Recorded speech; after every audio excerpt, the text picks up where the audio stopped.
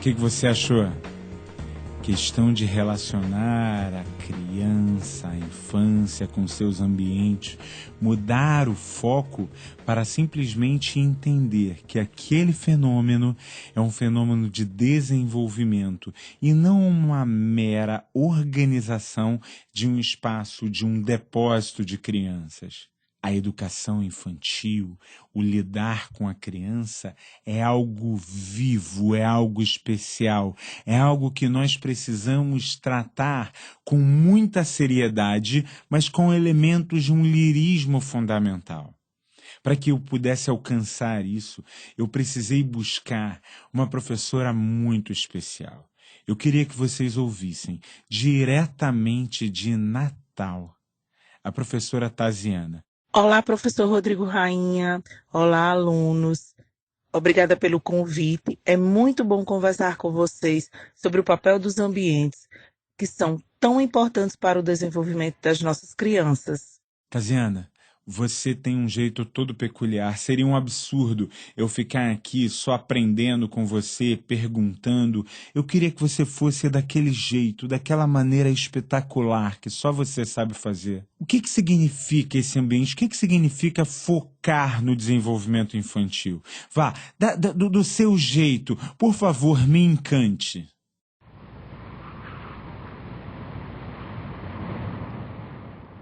Ouviram? Mas sentiram? Não? Não acredito. Fechem os olhos agora. Fecharam? Agora todo mundo junto, de olhos fechados. Sentiram? Sentiram e ouviram o barulho do vento que acabou de passar por nós. Que coisa legal, né? Que sensação boa. Bom, vocês devem ter achado estranho e, no mínimo, curioso essa interação inicial. Pois é, mas o trabalho com a educação infantil, meus bonitos e minhas bonitas, necessita ser recheado de sons, cores, aromas e sabores. Nessa construção e pensamento é que vamos idealizar os saberes a serem desenvolvidos com os nossos pequenos. Sabemos que os espaços educacionais são socialmente construídos e que vão variar, claro, de escola para escola. Mas todos esses espaços, eles precisam refletir hábitos, vivências e as normas sociais em que todos nós estamos inseridos. Esses espaços não são neutros, pois são carregados de simbologias. Assim, é urgente dar sentido a essa organização espacial em que as crianças possam interagir e vivenciar novas experiências. A proposta para hoje é pensarmos este espaço dentro da sala de aula, mas precisamos lembrar que esse trabalho deverá permear a escola toda e não somente a sala de aula. Mas, para esse momento, vamos trabalhar a sala de aula. Uma das minhas inquietações enquanto professora é a cultura, muitas vezes vistas em alguns colegas, de que eu não trago lúdico para dentro da sala de aula porque eu não tenho recurso, né? A minha escola não disponibiliza, às vezes, aquela cartolina Color 7 linda, aquele EVA brilhoso, maravilhoso. E por isso, professora, eu vou colocando aqui só os meninos para assistirem DVD ou brincar no parque. Não que o DVD e não que o brincar no parque não tenham valor. Tem valor, são necessários quando bem planejados. Fantástico. Vamos tentar pegar isso e entender.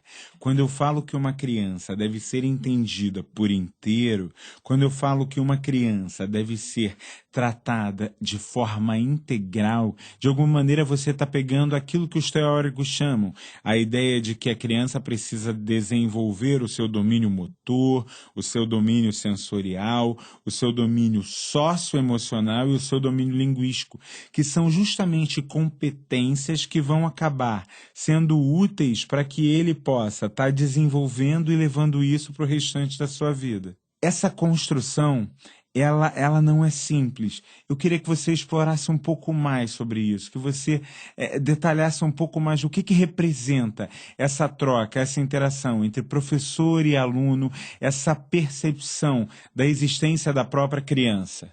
A gente precisa pensar que esse espaço educacional e essa sala de aula tem que refletir aquele contexto daquelas crianças que estão ali. Que crianças são essas? Quais são as suas necessidades? Não é isso, gente? E uma das minhas inquietudes enquanto professora se baseou nisso, né? Hoje a gente sabe também que a Base Nacional Comum Curricular traz, né, nos seus 5 campos de experiências para a educação infantil, nos aponta que nós devemos privilegiar essa interação e o desenvolvimento integral. Então, pensando nisso, na minha experiência, tanto enquanto professora, tanto enquanto professora do curso de pedagogia, é que possamos construir as atividades com as nossas crianças. Por exemplo, professora, mas eu não tenho aquele alfabeto móvel para apresentar para os meus alunos. Vamos construir com eles.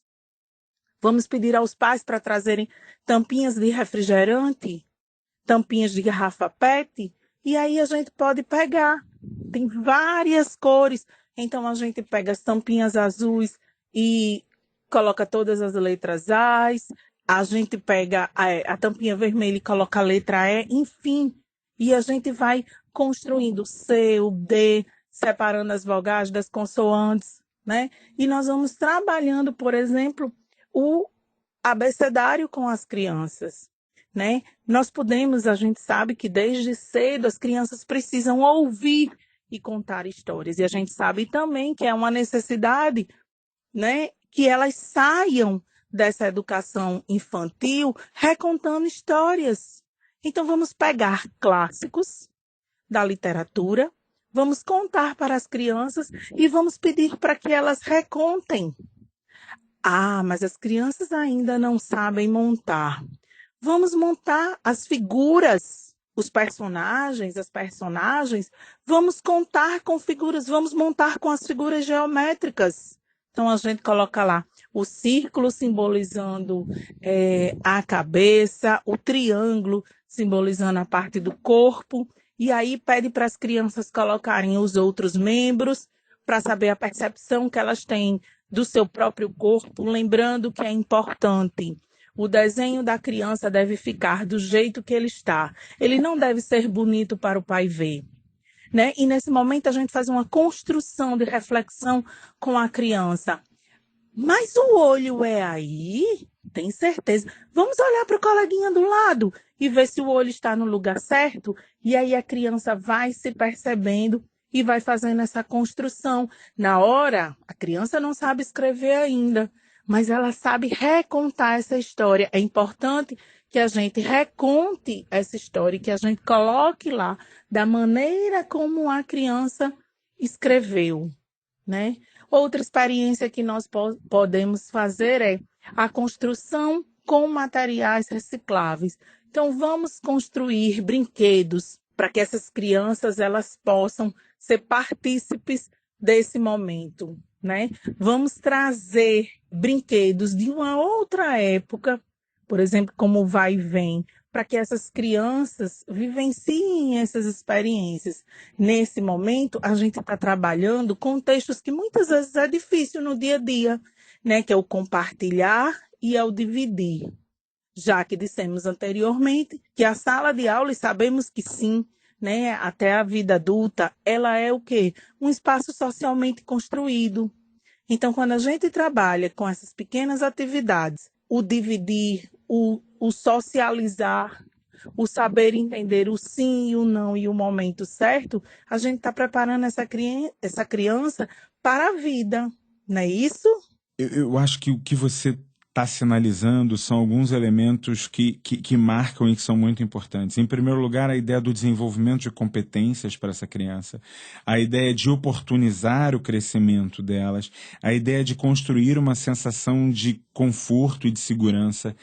e isso não é simples e ao mesmo tempo é fundamental. Eu queria agora que você trouxesse para a sua experiência. O que você vê nessas salas de aula? Que tipo de experiências que permitem esse diálogo entre o ambiente e o desenvolvimento da criança você pode estar contando para a gente? É importante que, ao pensarmos nesse espaço da sala de aula, a gente deixe paredes e espaço mesmo para que a criança ela se veja representada nas suas produções. Por exemplo, algumas vezes eu entro em sala de aula e eu vejo lá o calendário, o famoso calendário que a gente coloca com o dia da semana, o dia, o mês, e pasmem. Às vezes eu chego no mês de abril e tá lá no calendário apontando o dia 3 de fevereiro. Hoje começa a maioria das aulas na rede pública. E aí tá lá, 3 de fevereiro. E a construção diária? E os dias da semana? E a oportunidade que a gente perde de ensinar? Quantos meninos tem na aula? Quantas meninas tem? Juntando, somos quantos? Essa construção matemática que futuramente nos leva a entender um raciocínio lógico, tudo isso é construído e deve ser encantado na educação infantil. É papel do professor da educação infantil encantar a criança para que ela tenha um amor pela escola. É nosso papel, é nossa responsabilidade. Professor, isso está escrito em algum documento? Não, mas todos nós que colocamos como objetivo de vida trabalhar com a educação infantil, precisamos ter essa ideia. A gente precisa incentivar sempre essas crianças a ter. E quando eu falo em ter um bom comportamento, não significa que eles. Bom comportamento não é ficar sentadinho na cadeira, parado. Não, são crianças. A gente está falando de cor, sabores, diversão. Eles precisam construir, eles precisam se movimentar, precisam criar. E somos nós, professores, que a partir de um bom planejamento precisamos fazer isso. O planejamento, ele é fundamental para que esse processo aconteça. O planejamento vai nos levar a entender. Trazer o lúdico para a sala de aula é fundamental. Mas por quê? Para quê e como? Meu aluno precisa aprender isso. Então, é através do planejamento. Um lúdico muito bem trabalhado proporciona isso ao aluno. Proporciona que eu prepare bem para a sua próxima etapa de vida. Sim, temos responsabilidade com a próxima etapa de vida dos nossos alunos. Então, vamos pensar nisso e vamos fazer esse trabalho de forma coletiva. Outro ponto-chave que você tocou e que para mim é fundamental. Quando a gente está lidando com o desenvolvimento do aluno, com essa interação, com tudo isso, na verdade, tem uma figura aí que ela não pode ser esquecida, que é justamente a ação do docente. O docente tem papéis a cumprir dentro desse processo, na organização dessa sala de aula, na escolha desses materiais, na escolha dessas figuras, nas dinâmicas representativas desse processo.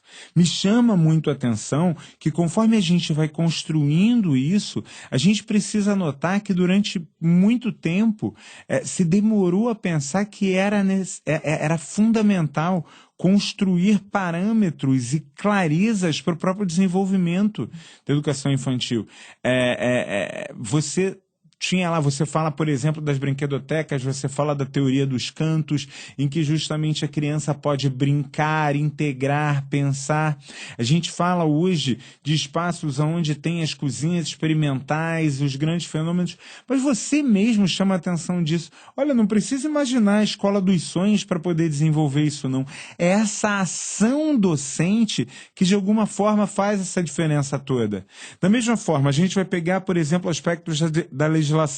A nossa LDB aponta pela primeira vez na nossa... Gente, 96, a obrigatoriedade do entendimento do ente público, dos governos garantirem o direito das crianças à educação infantil.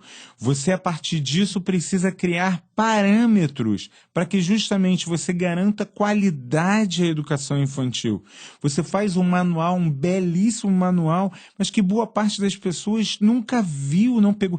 Aliás, aluno do meu coração, vai lá no seu Explore Mais, busque nos seus materiais, leiam, basta para você conhecer esses documentos legislativos, são fundamentais. A ideia que você tem de um comitê científico que trabalha pela ciência na infância, a ideia que você tem hoje da BNCC, você já baixou a BNCC? Você conhece todas essas habilidades e competências que estão sendo discutidas na BNCC para a educação infantil? Isso é fundamental. São esses elementos que você precisa recuperar. Taziana, você sabe que por mim eu ficava trocando e aprendendo e chegando com você de toda forma. Eu queria ouvir um pouco mais, eu queria que você trouxesse um pouco mais dessas vivências, porque a gente fala que as leis mudaram, que o ambiente mudou, mas ainda o senso comum não me dá bem esse caminho. O senso comum ainda acha que brincar, ou construir, ou lidar com a massinha, ou o desenho, que é tudo bobagem. Que dica você tem, que processo você tem para poder ajudar a gente a pensar? Outra dica que eu queria deixar para vocês. Às vezes, a gente ouve pelos corredores, ou até com aquele nosso parente, esse menino vai para a escola só para desenhar. Esse menino vai para a escola só para pintar. E muitas vezes o pai não consegue compreender, porque não é da área, que o pintar, que o amassar a bolinha está desenvolvendo o quê? A motora fina, para que amanhã vai contribuir em quê na vida da criança? Para uma escrita melhor, para que ela no processo de escrita se desenvolva de maneira melhor. Então, eu deixo como sugestão, quando às vezes a gente tem dificuldade em trabalhar com esse pai, com essa família que não entende, vamos fazer um ateliê com eles. Vamos mostrar as mesmas atividades que a gente faz com as crianças, vamos fazer num outro horário, com os pais ou na reunião de pais, para que eles entendam, né? E que muitas vezes a atividade de recortar, que tem pai que reclama, né, possa ajudar nessa construção da educação infantil, né, nessa construção escolar. Então, vamos fazer um ateliê com os pais e mostrar, olha, pai, quando seu filho está amassando essa bolinha, quando seu filho está aqui colando esses papeizinhos no nome dele, quando seu filho está pintando, ele está trabalhando a motora fina, que amanhã vai ajudá-lo numa escrita melhor, a pegar num lápis melhor, e aí a gente traz a família para o nosso lado, nesse processo da educação infantil, que é tão importante e que muitas vezes não é compreendido pelo outro. Taziana, em primeiro lugar, eu só tenho um agradecimento a fazer. Obrigado, muito, muito obrigado por ter permitido e dado a oportunidade de nosso aluno, esse sujeito que escolhe a educação, que vai brigar pela educação, poder pensar e conhecer um pouco melhor toda essa complexa trajetória de identificar a criança e o ambiente como forma de seu desenvolvimento. Muito, muito grato. Gratidão por essa oportunidade e sigo à disposição. Beijo no coração de todos.